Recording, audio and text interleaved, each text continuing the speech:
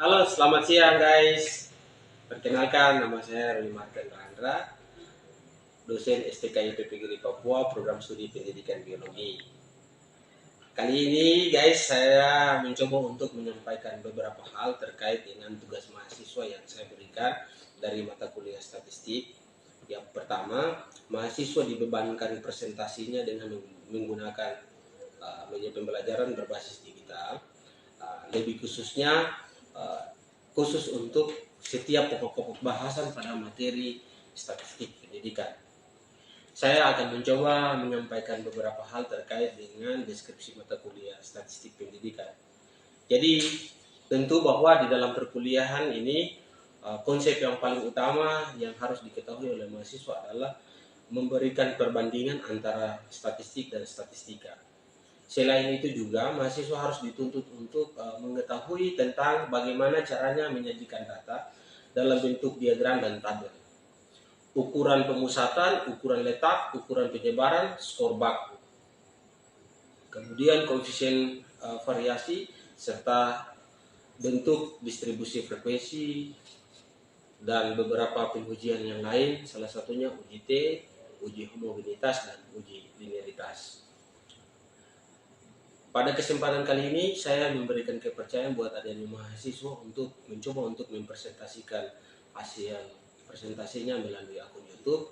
Selanjutnya nanti Bapak Ibu silakan menyaksikan hasil video yang dipresentasikan oleh mahasiswa program studi pendidikan biologi. Demikian. Selamat pagi, perkenalkan nama saya Yudi Pincen Tikandipi. Pada kesempatan kali ini saya akan membahas tentang uji analisis variansi satu jalur dari mata kuliah statistika pendidikan. Pengertian, analisis variansi adalah suatu metode untuk menguraikan keragaman total data menjadi komponen-komponen yang mengukur berbagai sumber keragaman. Tujuannya yaitu untuk menetapkan variabel-variabel bebas penting dalam suatu studi. Tipenya, analisis variansi memiliki dua tipe, yaitu 1. Analisis variansi satu arah, 2. Analisis variansi dua arah.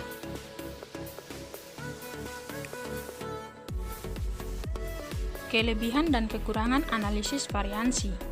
Kelebihan analisis variansi jika dibandingkan dengan pengujian T hanya berdasarkan perbedaan antara dua rata-rata adalah pengujian T hanya dapat menguji perbedaan antara kedua rata-rata tersebut saja.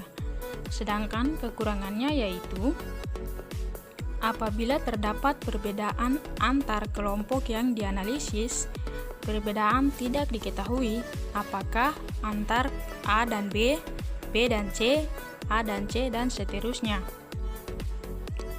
ANOVA sebagai alat estimasi.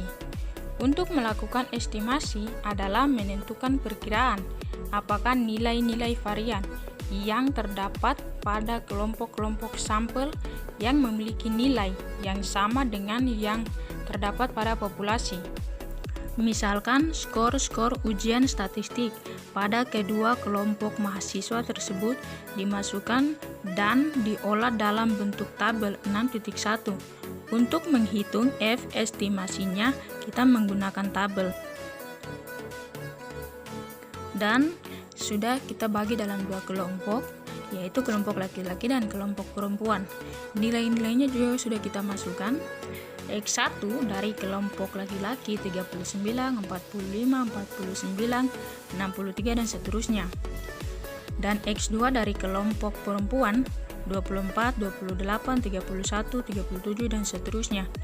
Untuk mendapatkan X2 dari kelompok laki-laki kita kalikan X1-nya, yaitu 39 dikalikan dengan 39. Hasilnya 1521. Begitu juga dengan seterusnya. Dan juga X2 pada perempuan.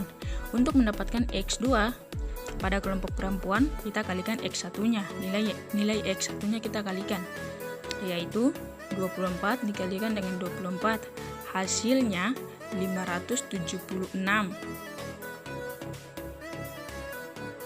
Berikut adalah uji homogenitas. Dalam setiap penghitungan statistik yang menggunakan ANOVA harus disertai landasan bahwa harga-harga varian dalam kelompok bersifat homogen atau relatif sejenisnya. Penghitungan homogenitas harga varian harus dilakukan pada awal-awal kegiatan analisis data. Misalkan, kita memiliki 3 kelompok data skor ujian statistik dari kelas A, B, dan C. Skor-skor tersebut dimasukkan dan diolah dalam bentuk tabel 6.2. Untuk menemukan rasio F maksimumnya, kita menggunakan tabel 6.2, yaitu sebagai berikut. Dan ini nilai-nilainya sudah kita masukkan dari kelas A, kelas B, dan kelas C. Kelas A, X1-nya yaitu 63, 47, 67, dan seterusnya. Untuk mendapatkan X2 dari kelas A, yaitu kita kalikan X1-nya. 63 dikalikan dengan 63, hasilnya 3969. Dan juga ke seri berikutnya. Dan X1 dari kelas B, 43, 28, 31, dan seterusnya. Untuk mendapatkan X2 dari kelas B, kita kalikan X1-nya yaitu 43 dikalikan dengan 43, hasilnya 1849. Dan juga kelas C, X1-nya 53, 61, dan seterusnya. Untuk mendapatkan X2-nya, kita kalikan X1-nya yaitu 53 dikalikan dengan 53, hasilnya 2809. Berikut adalah contoh analisis variansi satu jalur. Contohnya, yaitu seorang peneliti ingin melakukan penelitian eksperimen untuk menguji perbedaan efektivitas dari 3 metode pengajaran bahasa Inggris, yaitu metode A melalui tatap muka secara reguler di dalam kelas, metode B menggunakan permainan, dan metode C dengan menggunakan homestay, yaitu tinggal dan belajar bersama orang asing. 15 mahasiswa diambil secara random, dibagi 3 dan dimasukkan ke dalam masing-masing metode. Pada akhir masa eksperimen, para siswa tersebut diukur kemampuan bahasa Inggrisnya. Misalnya, skor-skor kemampuan bahasa Inggris dari 3 kelompok siswa tersebut adalah sebagai berikut. Dan ini metode A, nilai-nilainya sudah ada, metode B dan juga metode C. Untuk mendapatkan hasilnya, kita masukkan ke dalam bentuk tabel, yaitu metode A, nilainya sudah kita masukkan 19, 12, dan seterusnya. Untuk mendapatkan hasil 361, kita kalikan 19 dikalikan dengan 19, hasilnya 361. Dan juga metode B, nilai-nilainya sudah kita masukkan 25, 21, dan seterusnya. Untuk mendapatkan hasilnya, kita kalikan 25 dikalikan dengan 25, hasilnya 625. Begitu juga dengan metode C. Nilainya sudah kita masukkan 26, 28, dan seterusnya. Untuk mendapatkan hasilnya, kita kalikan 26 dikalikan dengan 26, hasilnya 676.